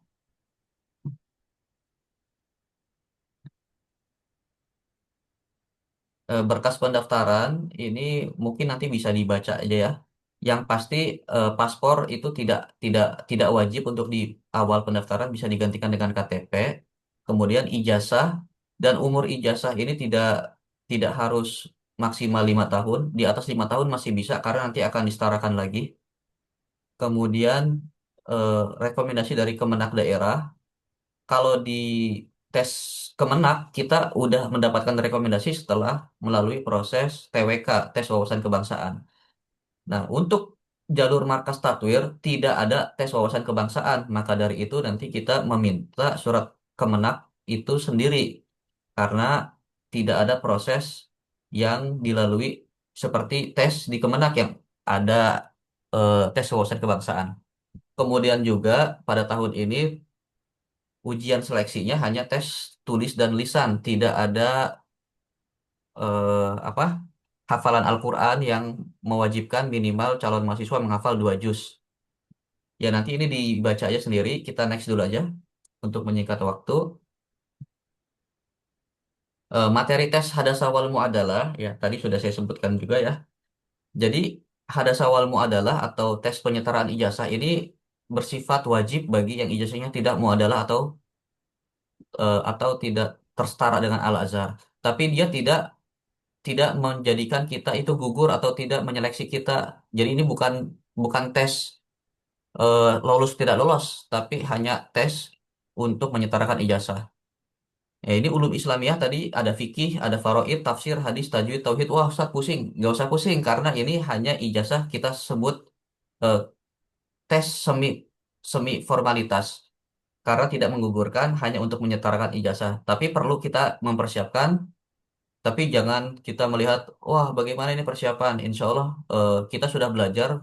Bagi yang mungkin di pesantren, pastinya sudah belajar dasar-dasarnya. Nanti tinggal penguatannya saja di bimbingan tes sebelum ujian. Dan materi tes Hadasa wal Muadalah ini soalnya ada 115 soal ya. Jadi kemungkinan per satu bab ini ada 10 soal. Balaghah 10 soal, Shoroh 10 soal. Dan waktunya 90 menit. Nah, selanjutnya, nah tahdid mustawa, dan inilah yang kita harus fokuskan karena tes tahdid mustawa menentukan kelas bahasa kita yang terdiri dari 7 kelas bahasa tadi. Semakin tinggi kelasnya, semakin cepat kita menuju eh, kuliah. Soal yang diujikan di tahdid mustawa ini adalah istima, jadi nanti ada suara 1 menit, kemudian nanti ada soalnya, kemudian kiroah itu juga sama, ada makalah, nanti dari satu makalah itu terdapat 3 pertanyaan, yang mana 3 pertanyaannya itu bisa terdiri dari mudot, atau lawan kata, persamaan kata, atau jamak dan mufrad. Jadi nggak selalu dia menanyakan tentang makolahnya. Jadi memang untuk time management mengerjakan tahdid mustawa, kita baca soalnya dulu, perintah soalnya itu apa, baru kita jawab. Jangan sampai kita kehabisan waktu karena memang di sini waktunya hanya 60 menit dan terdiri dari 50 soal. Jadi rata-rata satu soal kita selesaikan dalam 1 menit kurang lebih. Jadi di sini istimewa kurang lebih ada 15 soal atau 10 soal. Kiroah juga kurang lebih ada 10 soal. Nah, kitabah ini materinya tentang hamzah wasol, hamzah koto, bagaimana penulisan hamzah di awal kalimat, di tengah kalimat, dan di akhir kalimat.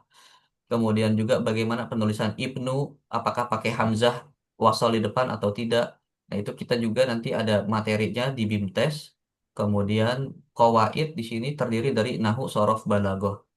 Jadi ada 4 kategori komposisi soal dalam tahdid mustawa, dan kita juga ada contoh-contoh soalnya ya, nanti bisa kita lihat di slide belakang.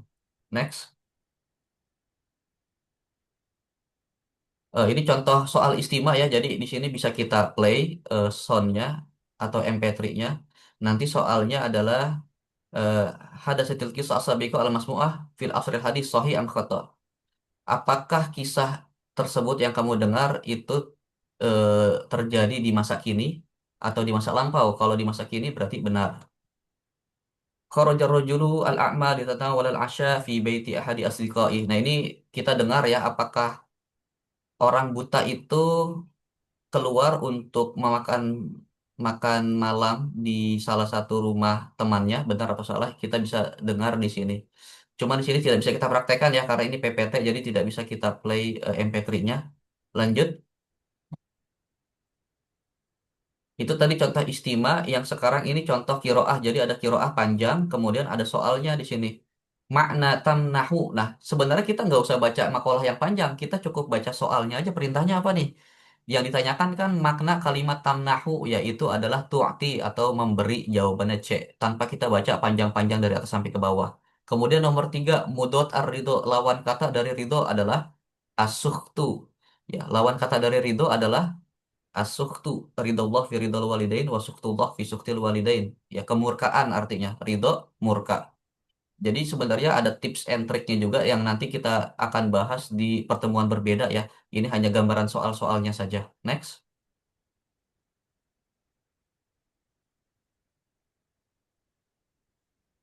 Kemudian ini qawaid ya, atau al-asalib wa tarakib. Al-wafiduna darasu al-lughata al-arabiyah. Al-fi'lu fil jumlah as-sabiqah mabniun ala fi'il. Pada jumlah di atas, di fi'il ini berarti fi'ilnya darosu. Darosu itu mabninya dengan apa? Darosu mabniun ala dhammi, mabninya dengan dhammah. Kenapa? Litisolihi biwawil jamaah, karena bersambung dengan wawul al jamaah. Jadi ini contoh soal qawaid nahu. Kemudian selanjutnya nomor 10, tasrohu al muallimatu ad-darsa. Naul kalimah al muallimat fil mithali sabik jama'. Kalimat muallimat ini adalah jamak. Jamak apa? Apakah jamak mudzakkar salim, muannas salim, atau jamak taksir? Al muallimatu itu mustaqoh dari kalimat muallimatun, muallimatani, muallimat, dengan tambahan alif dan ta, yang mana itu adalah jamak muannas salim. Sebenarnya ini soalnya mudah ya bagi yang sudah belajar. Jadi kalau dimantapkan lagi, insya Allah dia akan mendapatkan kelas yang tinggi pada saat tahdid mustawa. Selanjutnya, nah, ini contoh kitabah ya. Ini penulisan kata hamzah di tengah kalimat ya. Fil qarni, dalam 1 abad ada berapa tahun? Fil qarni mi'atu amin, dalam 1 abad 100 tahun. Nah, kalimat mi'atunya bagaimana yang benar? Apakah begini seperti yang A, yang B, yang C? Jawabannya yang A. Jadi itu ada kaidah-kaidahnya ya, penulisan hamzah di tengah kalimat, bagaimana penulisan hamzah di awal kalimat dan di akhir kalimat. Kemudian juga yang nomor 2, al-mu'minu titik-titik ridallah. Al-mu'minu yarju. Nah, tulisan yarjunya yang bagaimana yang benar? Jadi di sini yarju yang benar adalah yang A ya, yarju tanpa alif farikoh. Karena di situ bukan wawu jamaah, tapi di situ adalah wawu asli fiil ya, yang mana aslinya adalah rojawa yarjuwu. Karena dia ada huruf ilat, maka diikbal dan diiklab menjadi roja yarju. Nah, ini adalah termasuk materi sorof ya. Materi sorof juga masuk di sini, di tahdid mustawa. Selanjutnya,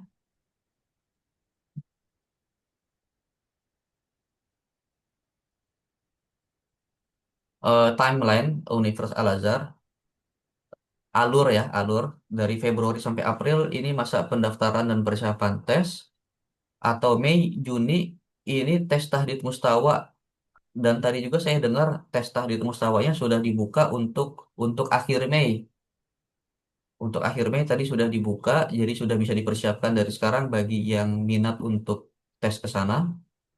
Juni dan Juli itu proses pemberkasan berkas, daurah takhiliyah dan pengurusan visa. Juli, September menunggu pemberkasan selesai dan menunggu visa terbit. Kemudian September sampai November bisa berangkat ke Mesir setelah visa terbit. Selanjutnya,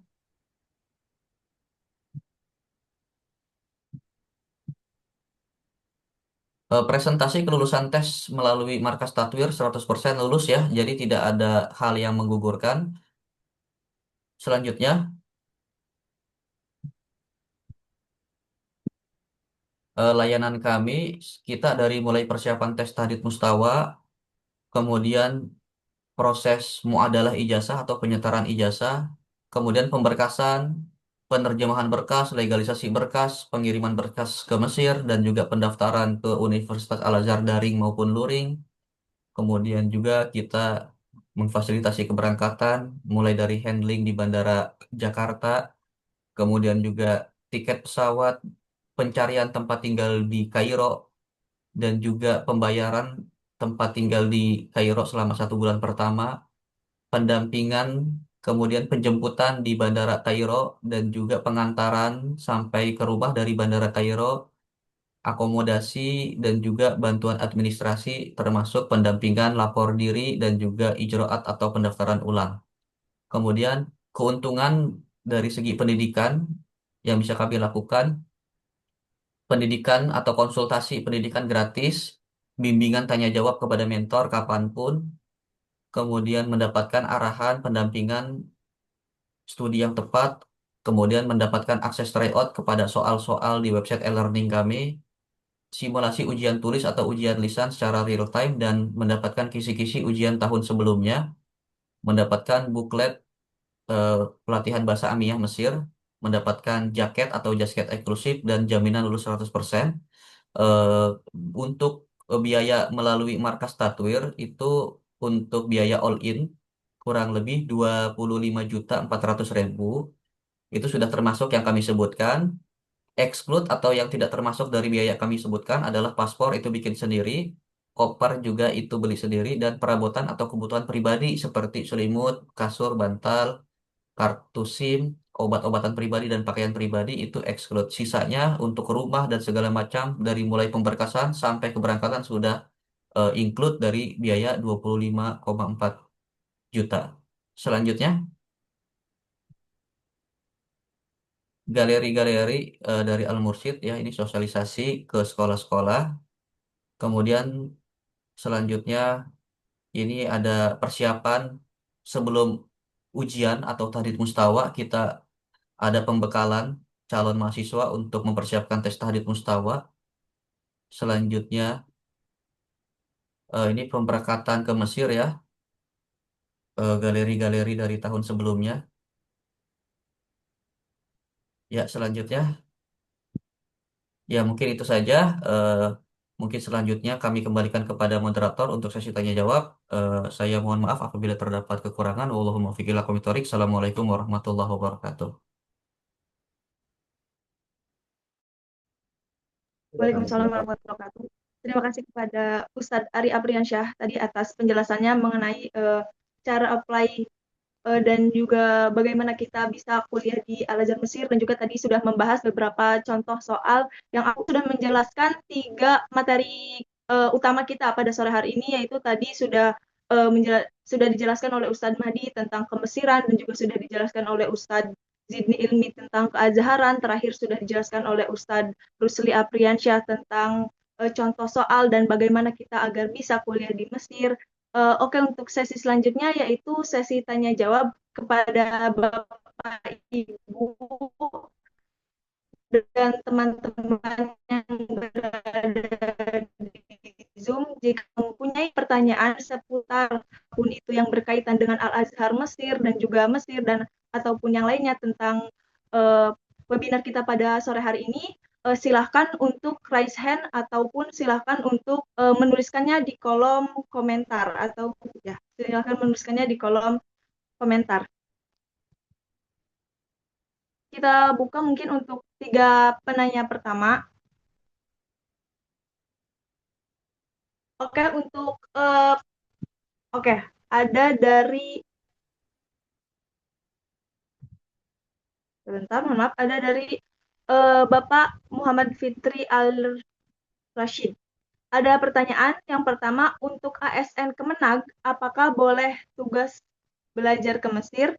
Kemudian yang kedua, jika mau studi ke Mesir, bisakah mengambil S2 karena melanjutkan S1 sebelumnya di Indonesia? Dan apakah beasiswa yang disebutkan berlaku juga untuk studi S2?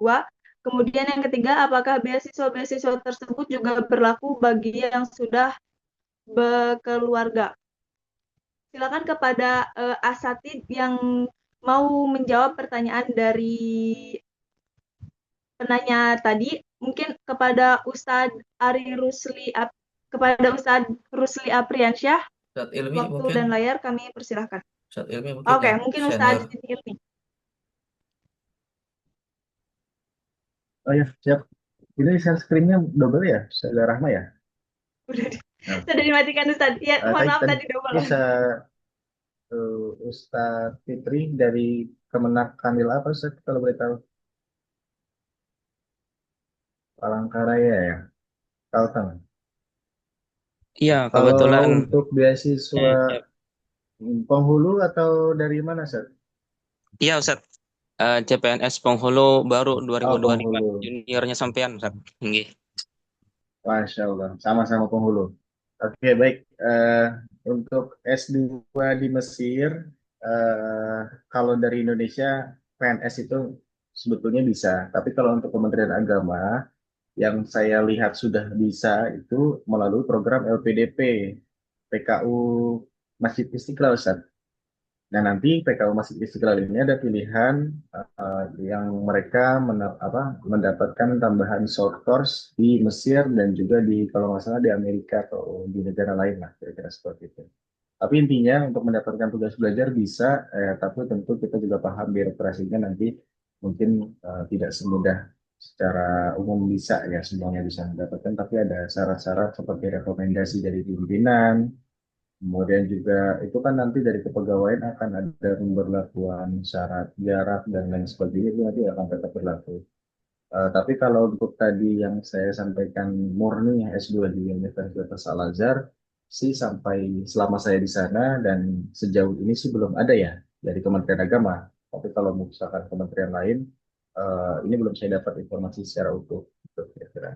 Jadi intinya kalau tugas belajar ke luar negeri, kalau untuk mendapatkan short course bisa, dan kalau kementerian lain itu biasanya umumnya dibolehkan untuk pendidikan murni pun S2 dengan tugas belajar ya, bukan izin belajar itu insya Allah bisa. Jadi kalau untuk antum CPNS, nanti kan ada pemberlakuan minimal 1 tahun PNS dulu saat baru bisa istilahnya memproses perizinan. Di situ juga ada surat iqbal ya, saya kami di Kemenak ini dia paham lah. Intinya untuk di apalagi kebetulan antum CPNS itu nanti masih setahun setelah PNS baru bisa mengurus surat izin ataupun tugas belajar kira-kira seperti itu. Untuk beasiswanya umumnya sih lebih baik LPDP ya kalau S2 atau beasiswa Indonesia Bangkit Kemenak. Adapun beasiswa lain yang tadi saya sebutkan di sana itu seingat saya berlaku untuk S2. Ya Ustaz Mahdi dan Ustaz Ari mungkin bisa dikonfirmasi update-nya. Betul ya, terakhir masih bisa untuk S2 beasiswa karena saya 2018 terakhir di sana. Ustaz Mahdi, Ya, S2-nya sama ya? untuk BPK S2 juga sama, bisa, masih bisa. masih bisa ya? Bisa insya Allah. Mungkin Dari sementara zakat, itu. Al-Azhar juga bisa. Oke, baik. Terang. Sementara itu dulu. Yang dikembangkan lagi yang lain.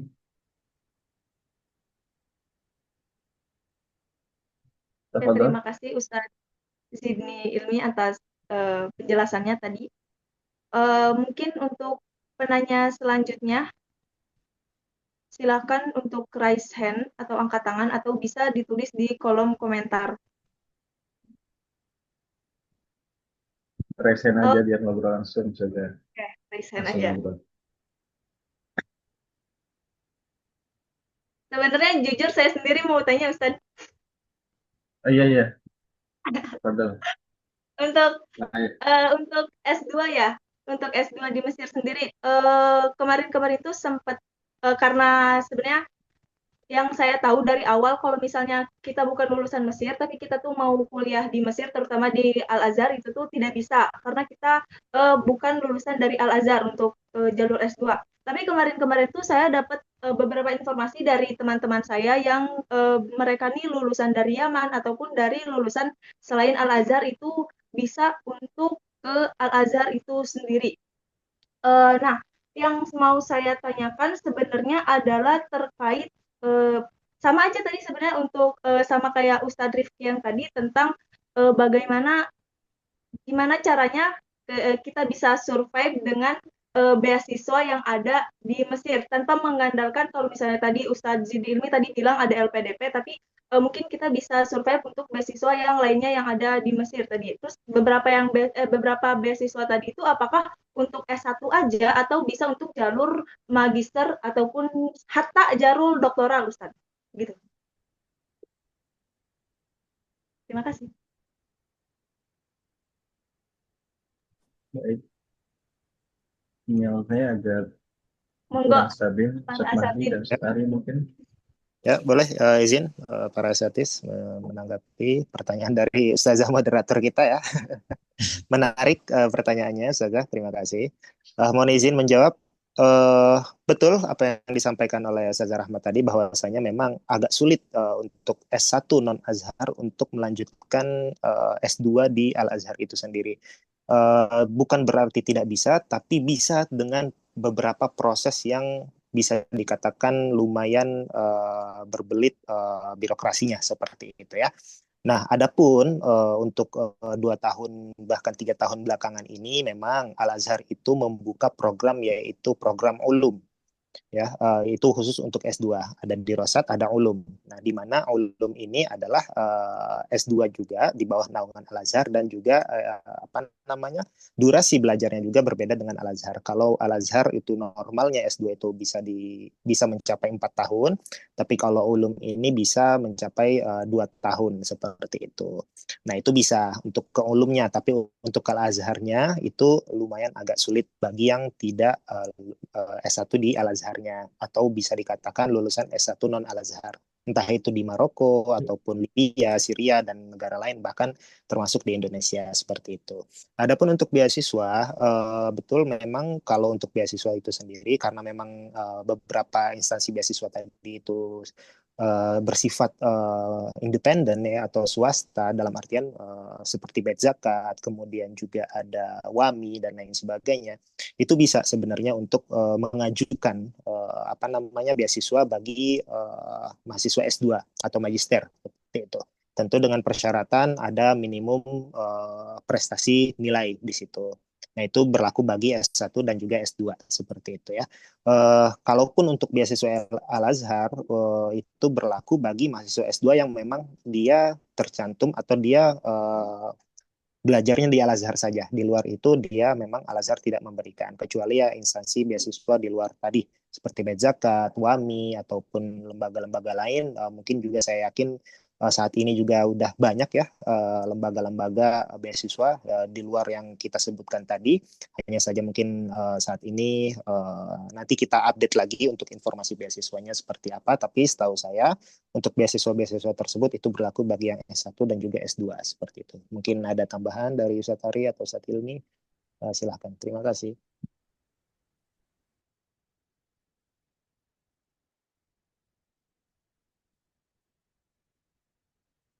Terima kasih Ustadz Mahdi atas penjelasannya. Mungkin ada tambahan dari Ustadz Ilmi atau Ustadz Ari, atau sudah cukup kan?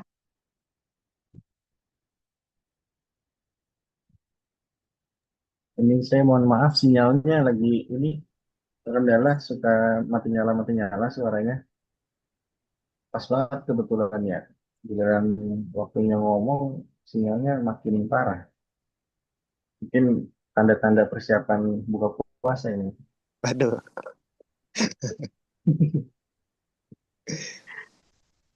Ya kalau untuk tambahannya tadi saya jadi ingat ya, memang betul sekali ya untuk S2 itu sulit. Tapi kalau untuk ulum itu kalau nggak salah juga tetap di kampusnya di Komplek Al-Azhar juga ya setelah dia di Hai Betul, Sadis ya sekarang. betul. Walaupun Betul, di Hai ya Sadis juga. tetap ya. Itu Tetap. ketika saya pulang baru muncul itu. Karena sebelumnya Betul. S2 di Al-Azhar itu terkesan sulit sekali, sekitar 4 tahunan, 3,5 tahun tuh udah paling pinter, paling super duper luar biasa ya, untuk S2 di Al-Azhar. Makanya untuk alumni-alumni yang mungkin sampai S2 itu setidaknya punya standar yang lebih apa yang cukup luar biasa lah. Berbeda Ya, kalau misalkan masih S1 ya masih bisa bersaing lah dengan yang lain. Tapi kalau S2 itu memang tempaannya luar biasa untuk di Universitas Al-Azhar. Ya, untuk beasiswa ya, benar nanti kita akan coba cari informasi update termasuk beasiswa tahfiz ya. Itu juga memang tidak tersedia secara langsung dan secara lengkap di sana karena banyak sekali yang hafiz gitu ya di sana. Tapi kalau untuk dari Indonesia seperti dari lembaga-lembaga pendukung ya, lembaga-lembaga apa swasta atau lembaga-lembaga pendidikan, ada saja memang termasuk kayak saya lihat ada aku aja atau apa itu memang memberikan kesempatan beasiswa jalur tahfiz. Dan itu nanti insya Allah kita akan coba rangkum lebih dalam lagi ya. dan kita kumpulkan insya Allah. Terima kasih banyak kepada Ustadz Zidni Ilmi, kepada Bapak Ibu, Atau mungkin teman-teman. mungkin nanti sebelum ditutup, ya, Kasih foto dulu sebelum ditutup. Terima kasih banyak kepada Ustadz Zidni Ilmi dan juga Ustadz Mahdi dan juga Ustadz Ari Rusli atas penyampaian materinya pada sore hari ini. Mungkin kepada Bapak Ibu, teman-teman yang berada di Zoom, jika mempunyai beberapa pertanyaan seputar Al-Azhar Mesir ataupun seputar bimbingan kuliah di Timur Tengah, Bapak Ibu dan teman-teman bisa menghubungi beberapa tadi beberapa kontak yang nanti akan kami kirimkan di grup nanti. Boleh mungkin sebelum saya tutup webinar kita pada sore hari ini, kepada Bapak Ibu dan teman-teman untuk mengaktifkan kameranya, kita dokumentasi terlebih dahulu. Kita sesi dokumentasi terlebih dahulu.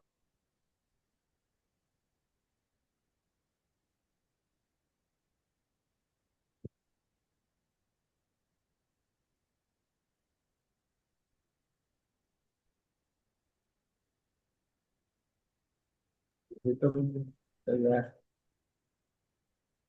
Oke, sudah. Uh, Mohon maaf, ini oke, terima kasih Bapak Ibu yang sudah mengaktifkan kameranya. Mungkin pertama kita sesi formal dulu ya. Yang kedua kita gini, untuk Al-Azhar dan juga Al-Mursyid. Oke? Oke, sesi yang pertama.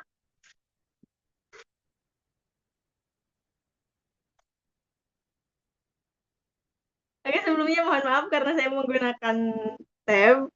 Kepada Ustadz Ari, mohon maaf untuk bisa membantu saya untuk mengambil dokumentasi pada sore hari ini. Ayo, ayo, satu, ayo, ayo, satu, dua, tiga, ayo, satu, dua, Formal tiga. dulu, formal dulu. Oke, formalnya sekarang, Oke, formalnya. selanjutnya kita A untuk Al-Mursyid dan juga Al-Azhar University. Ya, satu, dua, tiga. Oke, udah. Oke, terima kasih banyak Ustadz Ari atas Ya, bantuannya. sama-sama. Bapak Ibu dan juga teman-teman yang berada di Zoom sekalian, terima kasih. Dan juga kepada ketiga pemateri kita pada sore hari ini, terima kasih banyak telah mengikuti sesi webinar kita bersama Al-Mursyid Edu. Semoga yang tadi disampaikan oleh ketiga pemateri kita ini bisa bermanfaat untuk kita menambah wawasan kita dan juga menambah informasi kita tentang Al-Azhar University ini. Terima kasih. Saya sebagai moderator pamit undur diri. Jika ada salah kata atau salah perbuatan dan apapun, saya mohon maaf. Wabillahi taufiq wal hidayah. Wassalamualaikum warahmatullahi wabarakatuh. Waalaikumsalam Waalaikumsalam warahmatullahi warahmatullahi wabarakatuh. Masya Allah, luar biasa, Saudara Rahmah. Wabarakatuh. Semuanya terima kasih. Bapak Terima Ibu, kasih. teman-teman. Ya, Terima selamat Semoga kasih. takjilnya Oke, terima kasih Ustaz. masih dapat Sama-sama. dikejar takjilnya. Kalau takjil Ya cari Allah, sendiri-sendiri ya. wah. Takjilnya cari sendiri-sendiri. Syukuran Ustaz Ya, Iqbal. betul. Masya Allah, terima kasih Ustaz Iqbal. Kak Ara, Kak Sa'adi semuanya. Ada Jazakumullah juga luar khair. biasa. Terima Wa kasih. iyyakum khairan Terima kasih, insyaallah. terima kasih. Ya, mudah-mudahan ada saudaranya, kerabatnya, atau pondoknya, sekolahannya nanti bisa ngobrol lebih lanjut ya dengan Ustaz Ari. Ya. Kalau di grup silakan.